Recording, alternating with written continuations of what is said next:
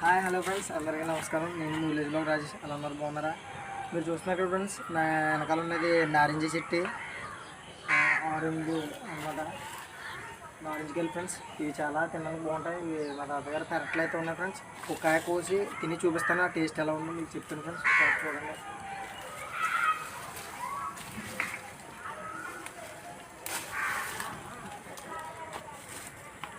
చూస్తున్నారు కదా ఫ్రెండ్స్, ఇది నారింజగా కొంచెం ఎదుగులో ఒక డ్యామేజ్ అయినట్టుంది. వస్తున్నా ఫ్రెండ్స్, చూడండి ఒకసారి జూమ్ చేసి చూడండి ఫ్రెండ్స్. అలాగే చిన్న చాక్ అయితే తెచ్చుకున్నా ఫ్రెండ్స్.